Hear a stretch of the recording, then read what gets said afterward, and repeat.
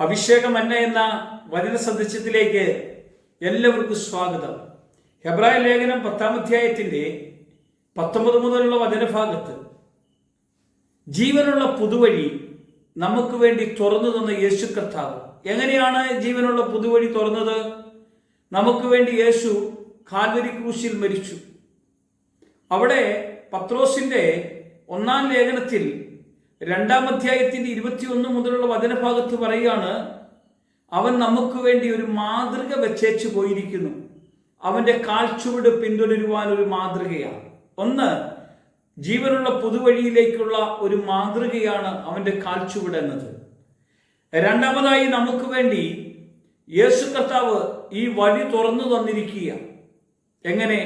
യോഹന്നാൻ സുവിശേഷം 14-ാം അധ്യായം 6-ാമത്തെ വചനത്തിൽ, ഞാൻ വഴിയും സത്യവും ജീവനുമാകുന്നു, എന്നിലൂടെ അല്ലാതെ ആർക്കും പിതാവിന്റെ അടുക്കൽ. കണ്ടോ, അവിടുത്തെ ജീവൻ യേശുവാണ്. നമുക്ക് വേണ്ടി വഴിവെട്ടി പിതാവിന്റെ അടുക്കലേക്കുള്ള ഒരു പ്രവേശന കവാടം തുറന്നു തന്നെങ്കിൽ, ഈ പുതുവഴിയിലേക്കുള്ള ഒരു പ്രവേശനം തന്ന യേശുവിന്റെ സന്നിധിയിൽ അവന്റെ കൃപയിലേക്ക് നമ്മളെ കൊണ്ടുവരിക എന്നതാണ്. എങ്ങനെ? യേശു ക്രിസ്തുവിന്റെ മരണത്തിലൂടെ ഒരു പുതുവഴി നമുക്ക് തുറന്നു തന്നിരിക്കുകയാണ്. ഈ വഴിയിലൂടെയുള്ള പ്രത്യേകത, അത് ജീവനുള്ള പുതുവഴിയാണ്. ഈ ജീവനുള്ള പുതുവഴിയിൽ വിശ്വാസത്തോടുകൂടെ വിശുദ്ധർക്ക് കടന്നു പോകാൻ വേണ്ടി യേശു കർത്താവ് ഒരുക്കി തന്നതാണ്. പ്രിയമുള്ളവരെ, ഈ വഴിയിലേക്ക് നമ്മളെ കൊണ്ടുപോയി എത്തിക്കാൻ ദൈവം ഇടയാക്കുന്നത് യോഹന്നാൻ സുവിശേഷം 3-ാം അധ്യായത്തിന്റെ 16-ാമത്തെ വചനഭാഗത്ത്, നിത്യജീവന്റെ വചനം നിന്റെ പക്കലുണ്ട് എന്ന് പറയുന്ന ആ ദൈവിക ജീവന്റെ വചനത്തിലേക്ക്. കാരണം നിത്യജീവന്റെ വചസ്സുകളിലേക്ക് നമ്മളെ കർത്താവ് കൊണ്ടുപോകുകയാണ് ചെയ്യുന്നത്. ഈ ജീവന്റെ വചനം, കാരണം നിത്യജീവന്റെ വചനം നമ്മളുടെ ഉള്ളിൽ നിലനിൽക്കണം. നിത്യജീവന്റെ ശക്തി നമ്മൾ അനുഭവിക്കണമെന്ന കർത്താവ് പറയുന്നത്. തന്നിൽ വിശ്വസിക്കുന്നവന് ജീവനുണ്ട്, വിശ്വസിക്കാത്തവനോ വിശ്വസിക്കായിക നിമിത്തം അവന് ജീവൻ നഷ്ടപ്പെടും, നിത്യത നഷ്ടപ്പെടും. അന്നേരം ഒന്ന്, പുതുവഴിയിലൂടെ കടന്നു പോകണമെങ്കിൽ വിശ്വാസത്തിലൂടെ നമ്മൾ മുന്നേറണം. രണ്ട്, നിത്യജീവന്റെ വചനമാണ് നമുക്ക് നൽകിയിരിക്കുന്നത്. അതുകൊണ്ട് യോഹന്നാൻ 10-ാമത്തെ വചനം പറയുകയാണ്, ഞാൻ നിങ്ങളോട് പറഞ്ഞ വാക്കുകൾ ആത്മാവും ജീവനുമാണ്.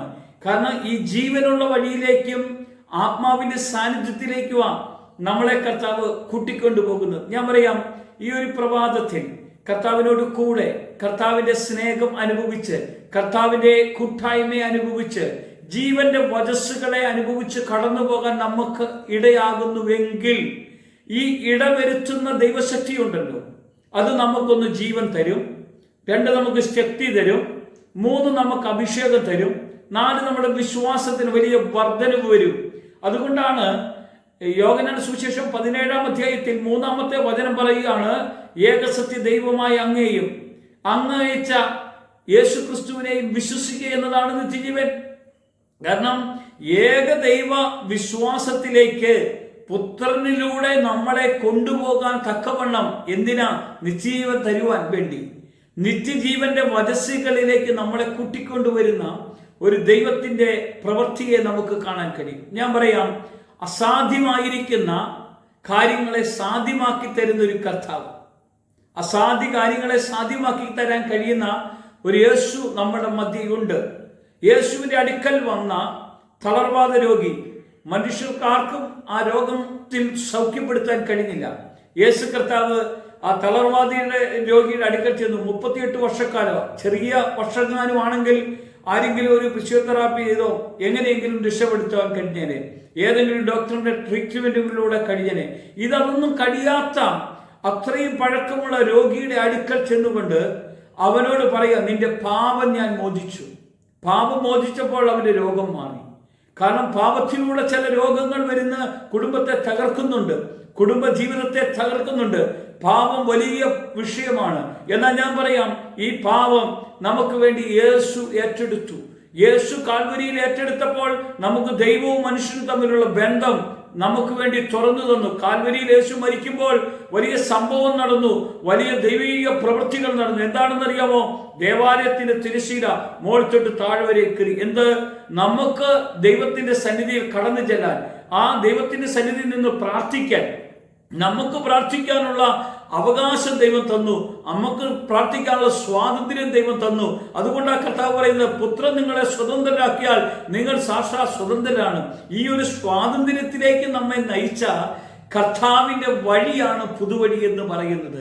പ്രിയമുള്ളവരെ, ഈ പ്രഭാതം നമുക്കായി ദൈവം ഒരുക്കി തന്നെങ്കിൽ ഈ പുതുവഴിയുടെ അനുഭവത്തിൽ, ആ ക്രിസ്തീയ അനുഭവത്തിൽ, വിശ്വാസത്തിന്റെ ആഴത്തിലേക്ക് എന്നെയും നയിക്കണമേ കർത്താവേ. അതിനുള്ള അഭിഷേകം തരണമേ, എന്നെ ബലപ്പെടുത്തണമേ, എൻ്റെ കുടുംബത്തെ അനുഗ്രഹിക്കണമേ.